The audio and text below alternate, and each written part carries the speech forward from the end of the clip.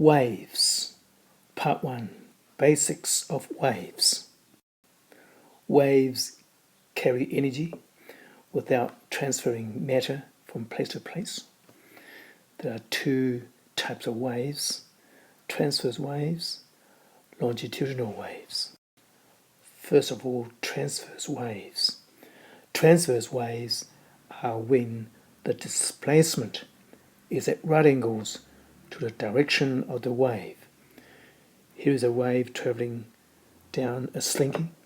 You can see that each part of the slinky moves from side to side while the wave travels on. Next, longitudinal waves. Longitudinal waves are when the displacement is parallel to the direction of the wave. You can see that the wave travels along the slinky while each part of the slinky moves back and forth along the direction of the wave travel. Some definitions. You can see that the highest point is called crest, lowest point called trough. X here represents a displacement from this central line called the equilibrium line. And the maximum displacement from there to there is called amplitude, or from here to there, from there to there. Wavelength is from one crest to the next, or from one trough to the next, or from one point to the next corresponding point. More about longitudinal wave. Once again, a wave is traveling along the slinky this way, and at some parts like this one, that one there, where the particles move toward each other like this. So it's compression. Here's another compression because the particles move this way towards it and that way towards it.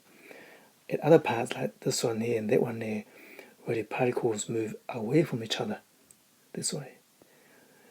So that's called rarefaction. They get stretched. To help us visualize better, we can plot a graph of displacement against distance along a slinky. And this is the amplitude with maximum displacement. That is maximum displacement. And here is another maximum displacement going the other way. Here's maximum displacement, another amplitude. Sound waves are longitudinal. As this loudspeaker's cone moves in and out, it sends out a series of compressions and rarefactions in the air. And you can see that once again, where there's a compression, particles move toward each other.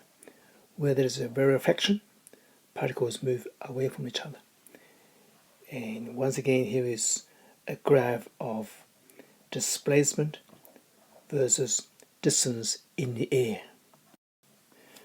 Refresh your memory on frequency and period.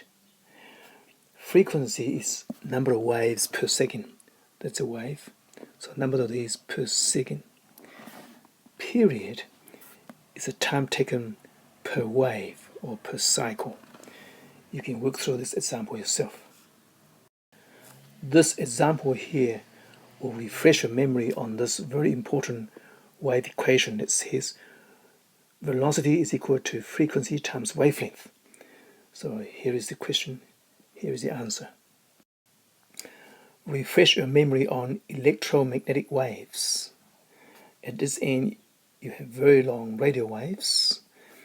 At this other end, you have very short gamma rays. Here, one wavelength is about the size of a big building. Here, one wavelength is about the size of a nucleus, very small.